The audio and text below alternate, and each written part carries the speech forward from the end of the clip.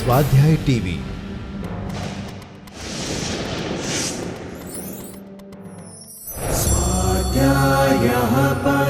Doctor Baba Saheb Ambedkar open university.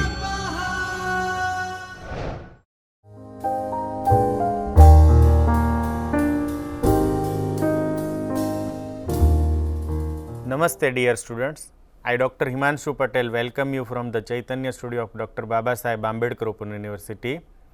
We are in lecture series on mobile application development in Android. In last session we have learned how to define printable drawables as XML resource file, how to use shape drawable class to display various types of shapes using image view programmatically, and how to provide border color, fill color and style to shape. In today's session, we will discuss how to apply animation to your user interface element.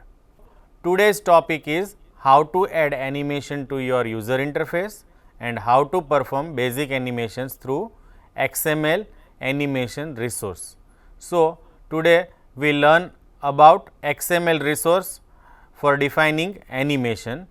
You can also create animation using code, but in today's session we are confine our study to XML animation only. Now, why we need animation? Animations is especially useful when the screen changes state, such as when content loads or new action become available. Animation can also add a polished look to your application, which gives your application a higher quality feel. That means, you can create professional look and feel for your application using animation. So, that is why we must know how to create animation, how to define animation first. So, animation can be performed through either XML or Android code, but we will learn about define animation inside XML code only. There are different types of animation you can create. So, some of the example of animation includes fade in, fade out, rotation, translation, zoom in, zoom out, blink, composite, which means multiple animations simultaneously applied to user interface element, and sequential. That means, you can apply any combination of these animations one by one or one after another. What are the steps to create animation? Creating animation is very simple. All it needs is creating necessary files and write small piece of code. Once you define animation inside XML file, it is very easy to load these animation using very small code. So, basically there are 4 steps include, one of them is optional. So, first we create XML that defines the actual animation, then second step is we load these animation, third step we set the animation listener. This step is optional, because if you want to listen to animation event like start, end and repeat, then and then you require these implementing animation listener, otherwise these steps is completely optional. And finally, we start the animation by calling method of user interface element.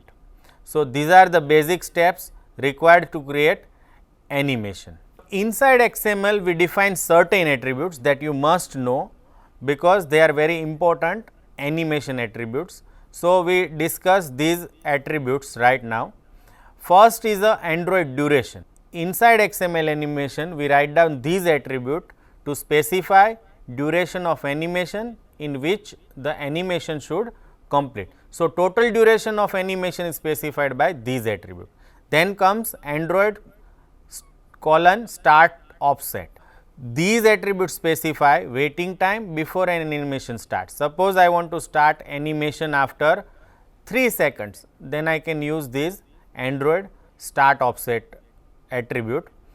It is mainly used to perform multiple animation in sequential manner. Suppose you want to wait before second animation applied after first one, then you can specify this start offset. Then there are predefined interpolator available. So, you can use to specify the rate of change in animation. We will use some of them in our example. Android colon fill after. Now, this defines whether to apply the animation transformation after the animation completes or not. If it sets to false, the element changes to its previous state after the animation, and if it is set to true, the last position of user interface element remains same. Then comes Android : repeat mode. Android : repeat mode is useful when you want your animation to repeat, and these Android : repeat count actually defines the number of repetition on animation. If you set this value to infinite, then animation repeats infinite times or never stops. Today we will learn one practical application.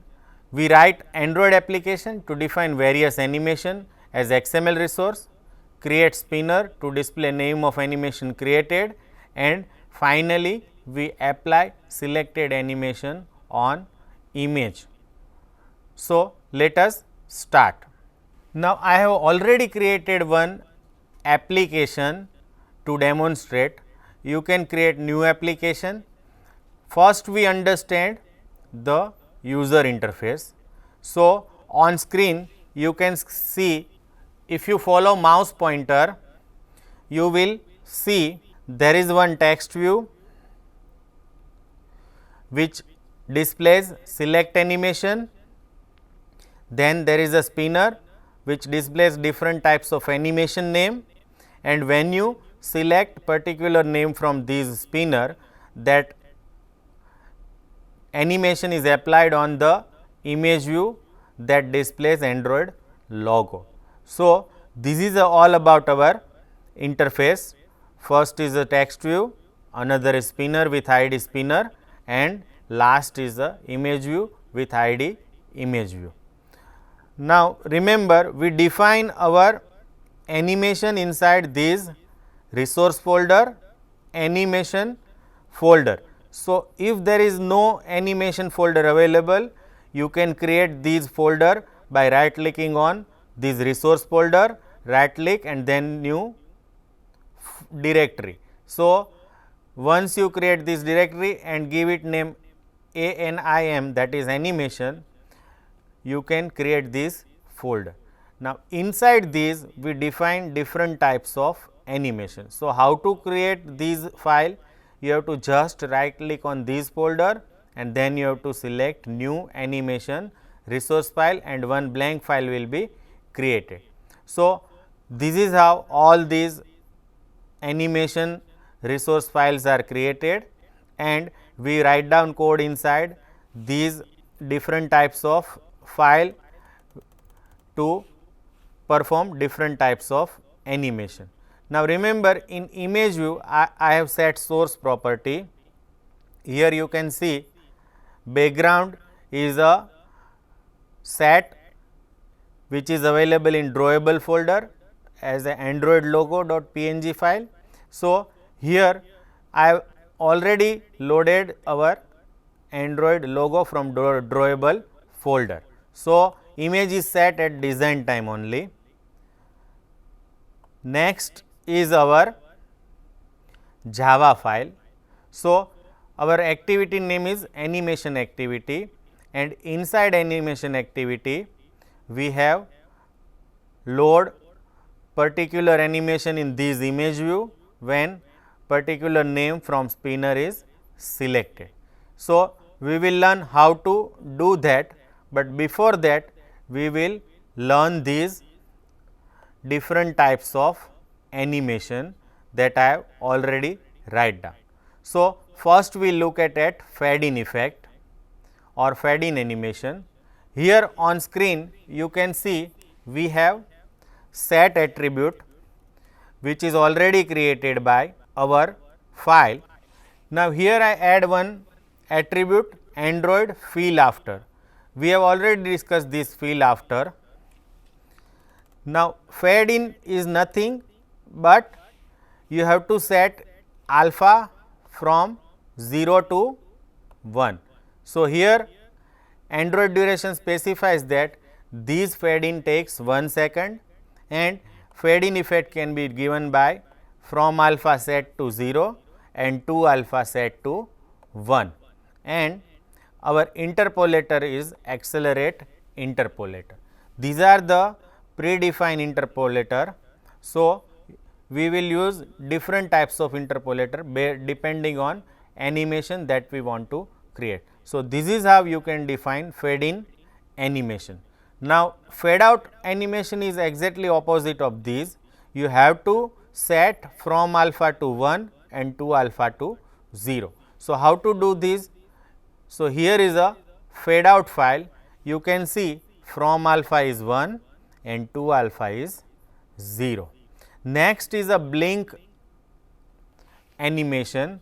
Now, blink animation can be done by fade in or fade out in repetitive manner. So, here I set from alpha 0 to alpha 1, interpolator I have set as a accelerate interpolator, duration is in millisecond. So, it means 0.6 second, and here repeat mode is reverse and repeat count is infinite. So, this blink continues forever.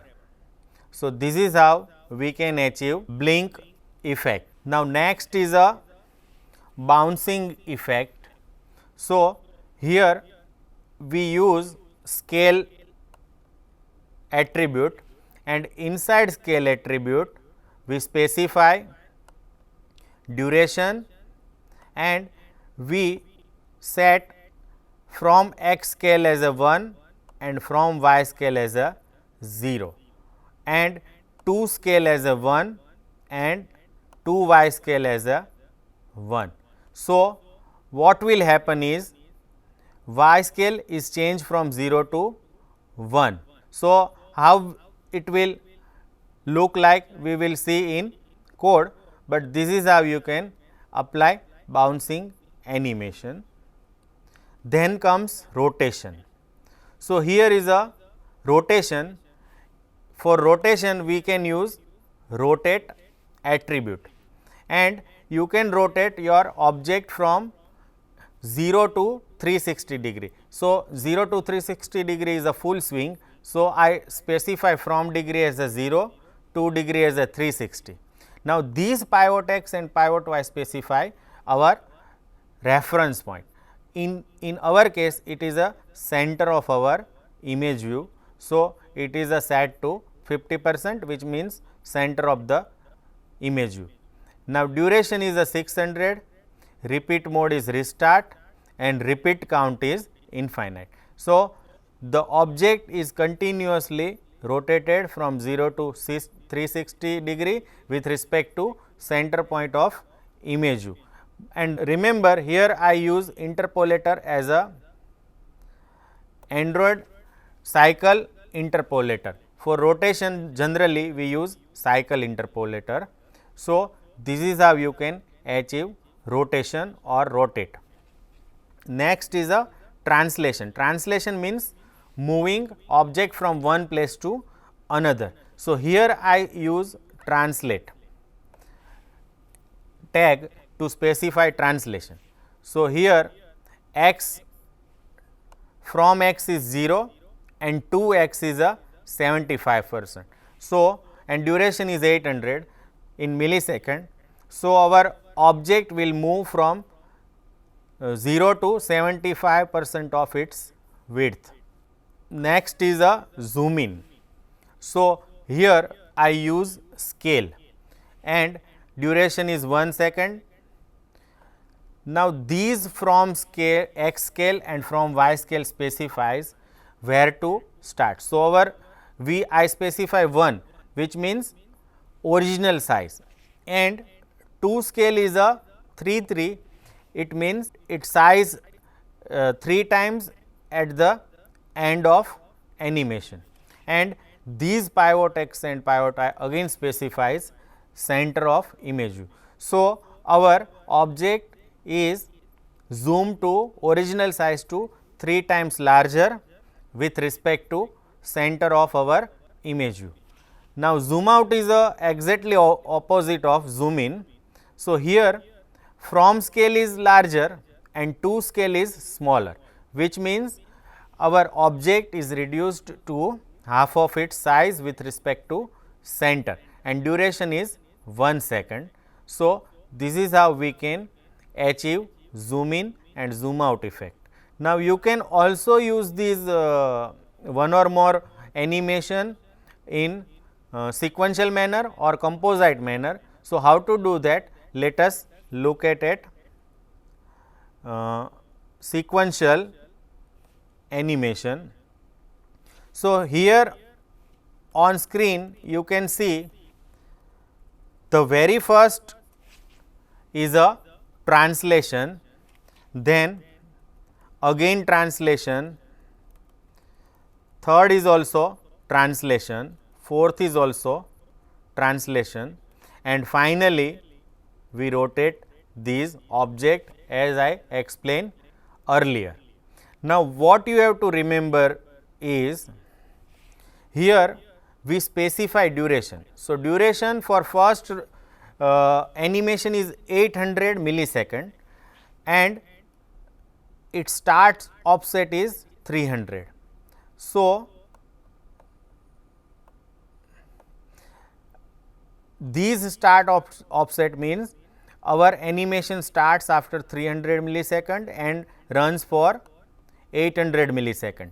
So, start of offset for next animation is 1100, that is total 1100 millisecond second animation has to wait and its duration is 800. So, our total duration up to second animation is 1900.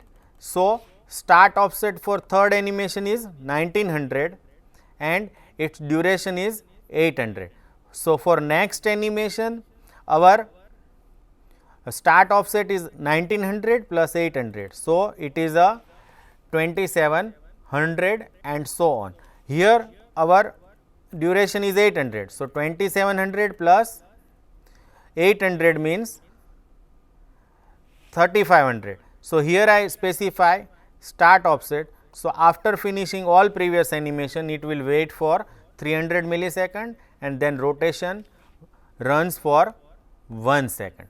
So, this is how you can apply animation one after another. Only you have to do is specify start offset, which is a cumulative duration for all previous animation.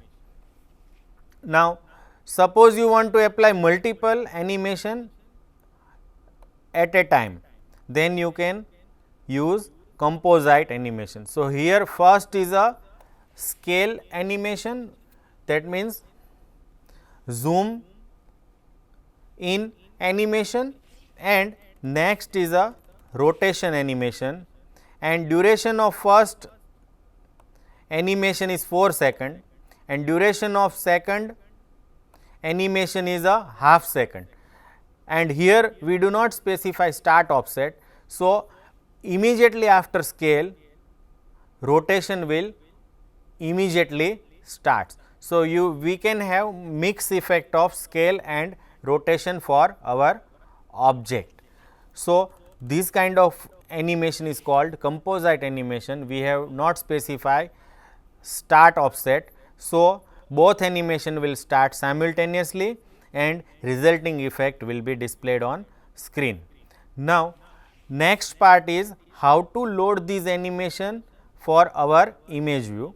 So, we go to animation activity.java file. Here we starts from this image view. Now, these image view represent our image view at design time. Then you have to create one animation object to load animation. Then you have to create one spinner which represent spinner at design time, and finally, we specify array of string that represent animation name.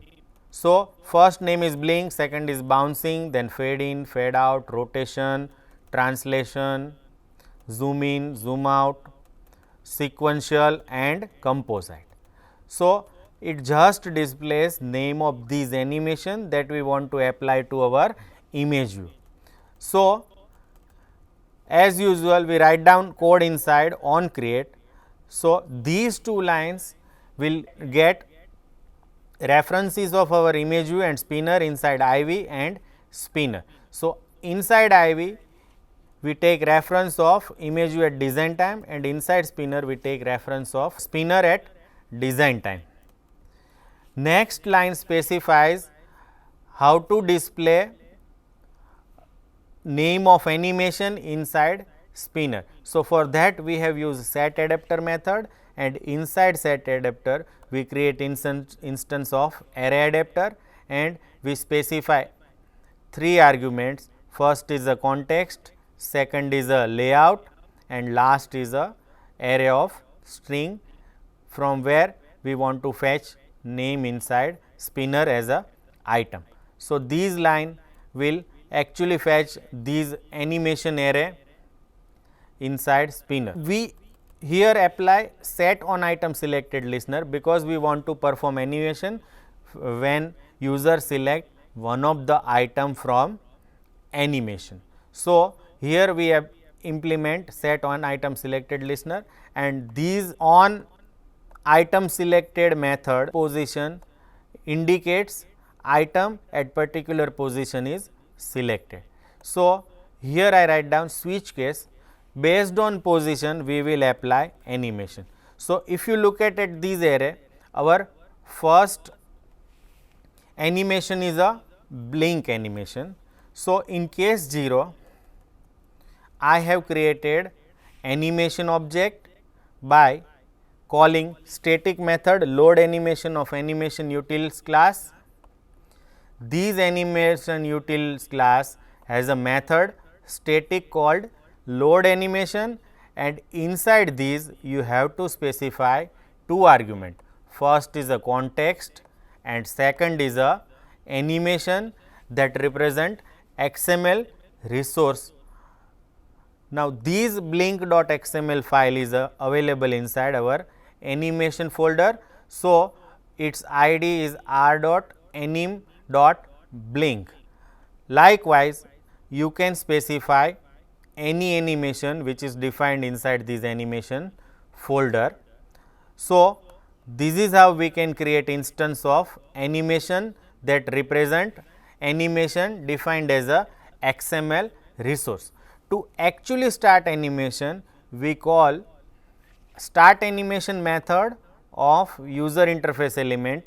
In our case, it is a image view. So, I write down iv.start animation, and inside that I specify animation object. So, it will start animation as per attributes written inside these anim.blink.xml file. So, for all other cases these lines remain same, only you need to do is just change this animation name. So, second option is a bouncing animation. So, in case 1 I just write down r.anim.bouncing, and in third case I write down r.anim.fade-in, r.anim.fade-out, and so on. So, all case code is identical, only change is the name of animation that is represented by these case. So, we write down all the cases, and now we save all this file and run this application by pressing run app or start button. So, here on screen you can see our application is started, and our first option is a blink. So, you can see our image is a continuously blinking, and option selected here is a blink. Next, I select bouncing. So, this is how bouncing effect looks like. Then fade in. So, you will see from 0 to 1 alpha is change, then fade out. Here the case is reverse, alpha is changed from 1 to 0. Then rotation, we have 360 degree rotation, and it repeats for infinite times or forever. So, this is how rotation will look like. Then comes translate. Now, these translate will move our object to 75% of its width. Then comes zoom in. So, here our object is zoom from 1 to thrice of its size. In zoom out, we reduced object size to half of its original size. So, this is called zoom out.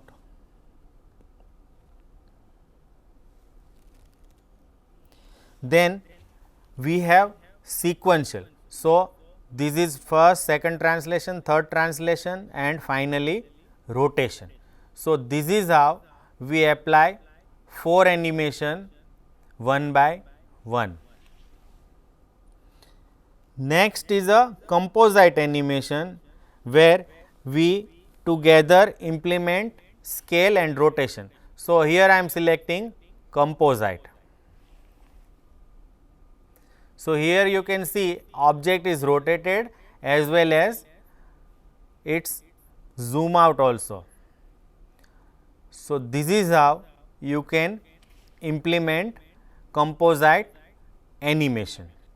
So, today we have learned how to create animation as a XML resource and how to load these animation in user interface element. We have also discussed many types of animation such as fade in, fade out, zoom in, zoom out, blink, scale, translate, rotation, etc.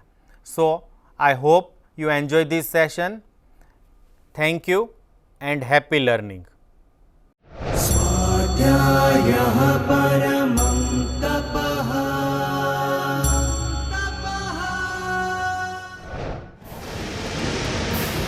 स्वाध्याय TV